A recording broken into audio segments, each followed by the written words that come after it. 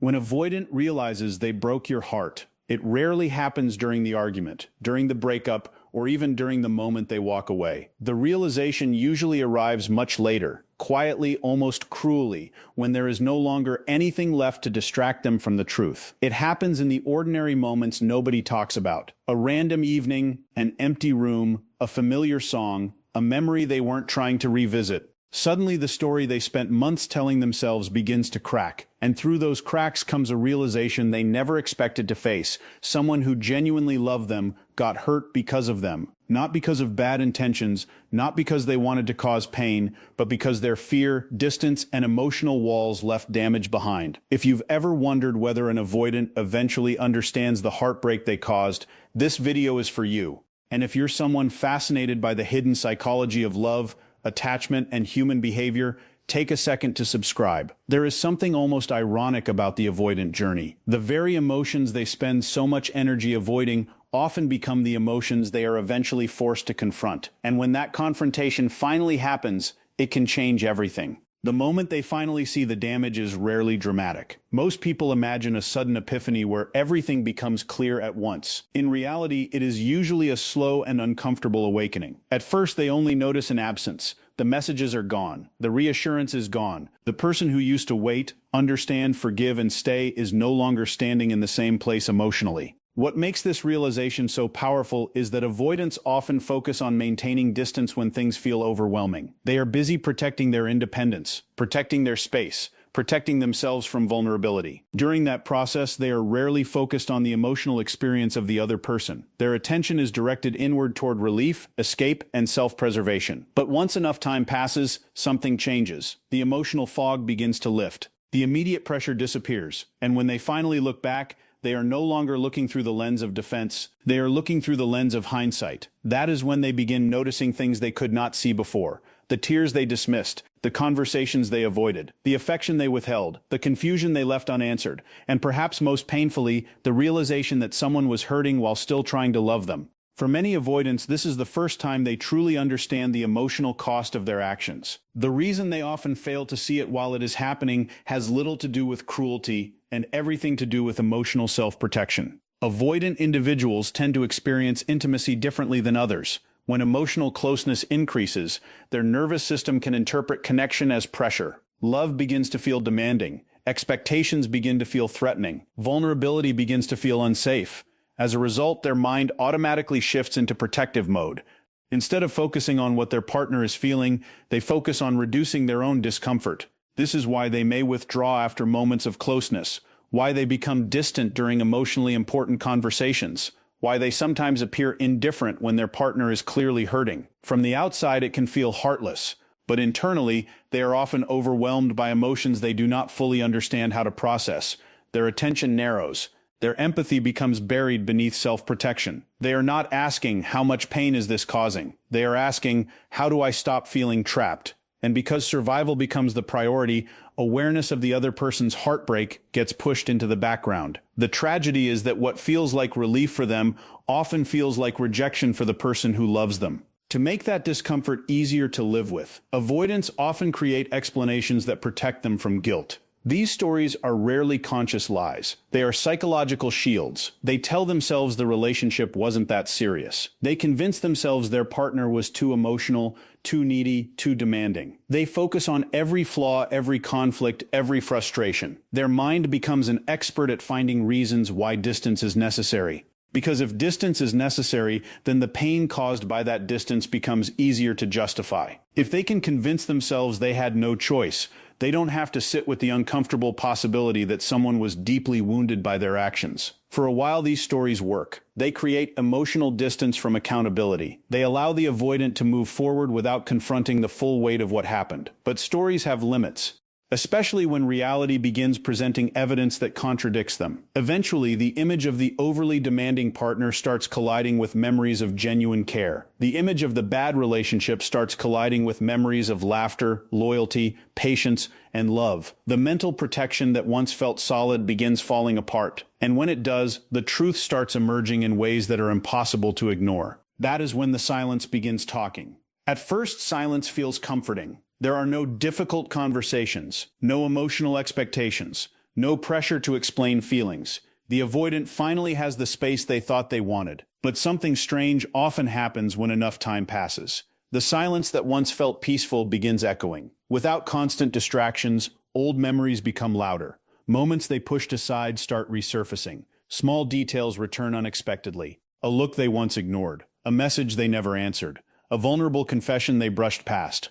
The mind has a way of revisiting unfinished emotional business, and silence creates the perfect environment for that process to begin. What makes this stage so difficult is that there is nobody left to argue with, nobody left to blame, nobody left to convince. The avoidant is alone with their own memories, alone with their own choices, alone with questions they may have spent months avoiding, and for the first time, instead of seeing the relationship through the lens of discomfort, they begin seeing it through the lens of loss. That shift changes everything. As those memories become more frequent, they start replaying the relationship itself. Not just the ending, but the entire emotional journey. Conversations that once seemed insignificant suddenly feel important. Missed opportunities become painfully obvious.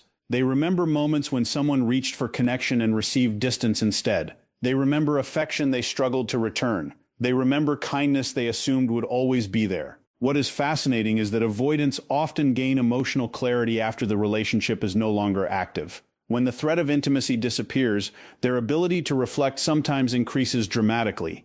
They begin seeing patterns that were invisible before. They notice how often someone tried to understand them, how many chances they were given, how much patience was extended toward them. And with every replayed memory comes a growing awareness that the heartbreak wasn't created by one dramatic event. It was built slowly through emotional absence, unanswered needs, and walls that never came down. The more they revisit the relationship, the harder it becomes to escape that conclusion. And for many avoidants, this is the beginning of a realization that will follow them far longer than they ever expected. And somewhere inside that growing awareness, the first signs of regret begin to appear. Not always in dramatic ways, not always through tears or desperate attempts to reconnect. Sometimes regret starts as a quiet discomfort that refuses to leave. A feeling that something important was mishandled. A sense that a chapter ended with words left unsaid. The avoidant may try to dismiss it at first, convincing themselves they are simply feeling lonely or nostalgic. But genuine regret feels different from loneliness. Loneliness focuses on what is missing in the present. Regret focuses on what happened in the past. It keeps directing attention back towards specific choices, specific moments, specific opportunities that can never be relived exactly the same way again. This is where many avoidants begin experiencing an unfamiliar emotional burden. For so long, distance felt like the solution. Now distance becomes the thing that hurts. They begin wondering whether certain conversations should have gone differently, whether they should have stayed present instead of shutting down, whether they should have listened instead of withdrawing. These questions do not arrive all at once. They arrive gradually, returning over and over until they can no longer be ignored. And perhaps the most uncomfortable part is realizing that the pain they are feeling now is connected to pain someone else felt much earlier. They are arriving emotionally at a place their partner had already visited long ago. As this process deepens, another realization starts taking shape, one that often catches them completely off guard. They begin recognizing how much they were actually loved. During the relationship, that love may have felt ordinary, predictable, constant, almost invisible because it was always there. Human beings have a tendency to overlook what remains available. We become accustomed to loyalty, we become accustomed to patience, we become accustomed to someone's efforts to understand us. And avoidants are particularly vulnerable to this blindness because their attention is often focused on what feels uncomfortable rather than what feels supportive. But once the relationship exists only in memory, perspective changes. Suddenly they start noticing things they never appreciated fully when they were happening. The late-night conversations where someone stayed present despite feeling hurt, the emotional reassurance that was offered repeatedly, the willingness to work through conflict instead of abandoning the connection. They begin seeing how much emotional labor another person invested just to keep the relationship alive. And what makes this realization so painful is understanding that much of that effort was given freely. Not because it was owed, not because it was guaranteed, but because someone genuinely cared. The avoidant starts recognizing that they were loved in ways they may never have fully acknowledged. And once that realization settles in, it becomes difficult to view the past through the same defensive lens they once used. Then comes one of the most powerful turning points of all, the shock of seeing you pull away. For a long time, the avoidant may have unconsciously assumed that your emotional availability would remain constant, not because they wanted to take advantage of it, but because it became part of the emotional landscape they relied upon without fully recognizing its value. They became used to your attempts to reconnect, used to your patience, used to your willingness to understand. But eventually, every person reaches a point where protecting their own heart becomes necessary.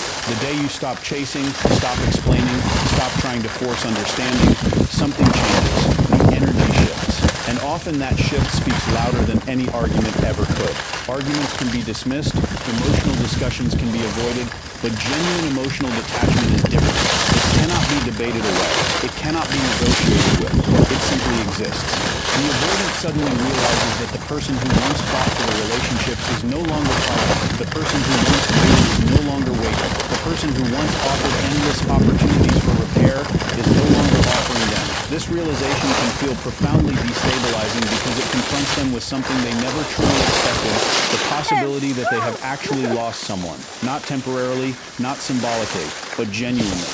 And sometimes that awareness arrives only after the door they assumed would remain open has quietly closed.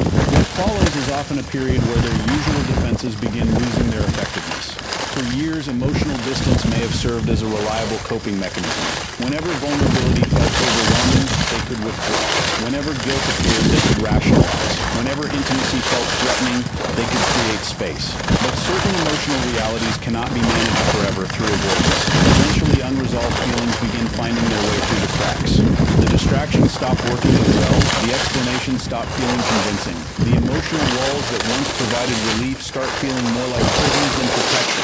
This stage is deeply uncomfortable because the avoidant is being asked to confront emotions they spent a lifetime minimizing. Sadness becomes harder to suppress. Guilt becomes harder to escape. Self-reflection becomes unavoidable. They may find themselves thinking about the relationship during moments they least expect.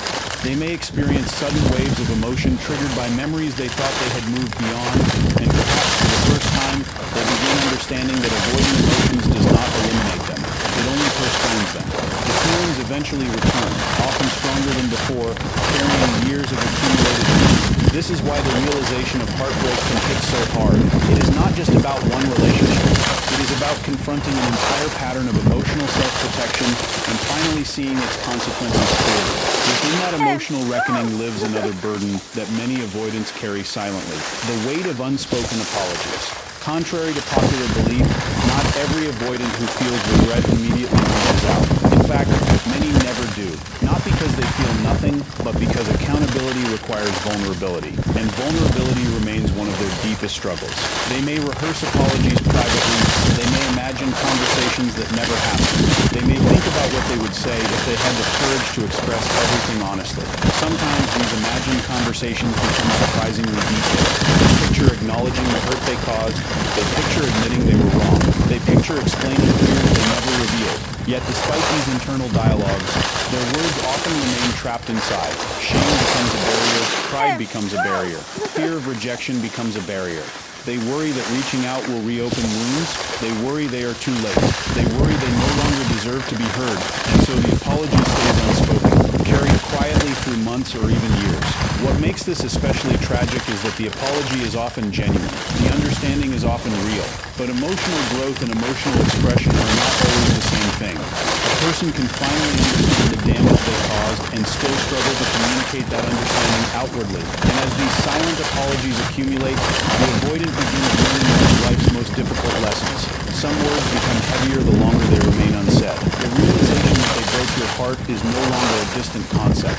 It has become personal, undeniable, and impossible to completely escape. But something even more complex begins to surface once regret settles in. And it's the realization that missing someone and understanding their pain are not the same thing at all. At first, the avoidant may confuse the two. They might assume that because they think about you, because they feel the absence, because they occasionally feel that familiar emotional pull toward what once was, that this is enough to mean they truly understand what happened. But emotional absence creates a different kind of reflection than emotional awareness. Missing someone is centered around self-experience. It is about what they lost. It is about the space that feels empty now. It is about the comfort, connection, and familiarity that no longer exists in their present life. But understanding your pain requires something far more difficult. It requires stepping outside of their own emotional center and fully recognizing what it felt like on your side of the connection. The waiting, the confusion, the moments of self-doubt, the quiet questioning of whether they cared at all. This shift is uncomfortable because it removes the avoidant from the safety of their internal world and forces them to confront a reality where their actions had emotional consequences beyond their intention. And in that space, they begin to realize that what they are feeling is not the full picture. It is only one half of the story. The other half belonged to you, and it carried a different kind of weight entirely. And once that awareness starts forming, another truth becomes unavoidable. Some consequences cannot be undone simply because they are finally understood. This is where the emotional journey becomes heavier. Avoidants often operate under an unconscious belief that clarity can repair damage. That once they get it, once they finally understand what went wrong, something can still be fixed. But emotional experiences don't reset just because understanding arrives late. The other person's nervous system has already adapted to the absence. Their trust has already been reshaped by inconsistency.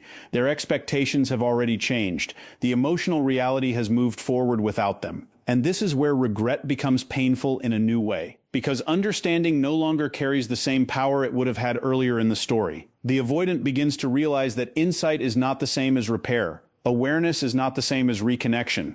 And intention, no matter how genuine, does not erase lived emotional impact. This is often the moment where the emotional weight deepens significantly, because they are no longer just reflecting on what they did. They are confronting the limits of what can be undone. And that realization can feel like standing in front of something they finally understand clearly, only to discover that understanding alone cannot bring it back. As this awareness grows, guilt starts becoming more present than ever before, and surprisingly, it often hits harder than rejection itself. Rejection is something many avoidants are familiar with in one form or another. It can be compartmentalized. It can be rationalized. It can be turned into distance, into logic, into emotional detachment. But guilt is different. Guilt does not require another person to be present. It lives internally. It follows them into silence. It appears in moments of stillness. It surfaces without warning. And unlike rejection, which can be framed as something happening to them, guilt is something they cannot easily escape because it is tied directly to their own actions. The uncomfortable truth is that they are no longer just someone who experienced a breakup. They are someone who recognizes their role in someone else's emotional injury. And that distinction changes everything, because now the pain is not just about loss.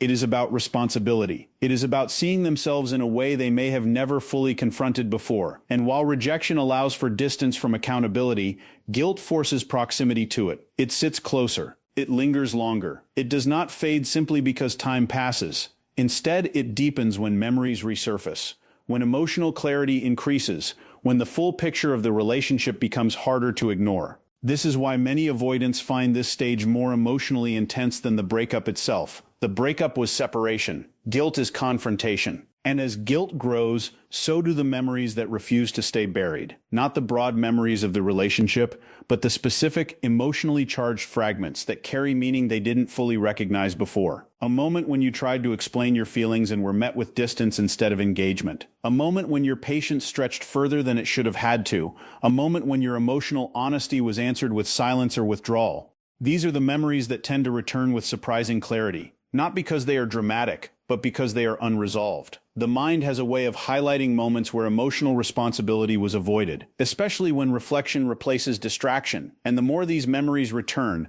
the more difficult it becomes for the avoidant to maintain a simplified version of the past. It is no longer possible to categorize everything as just incompatibility or timing or general relationship issues. The details begin to matter more. The emotional texture of the relationship becomes clearer. They start seeing patterns they once ignored. And with every remembered moment, the realization grows stronger that the heartbreak did not come from a single turning point. It came from accumulation, from repeated emotional gaps, from consistent patterns of withdrawal at moments when connection was needed most. And once the mind starts seeing those patterns, it becomes nearly impossible to unsee them. This leads directly into one of the most painful realizations of all. Understanding what you actually needed during the relationship, and recognizing how often those needs went unmet. During the connection, emotional needs may have felt like expectations, requests for reassurance may have felt like pressure, Moments of vulnerability may have felt like demands, but in hindsight, the framing changes completely. They begin to understand that what was being asked for was not excessive,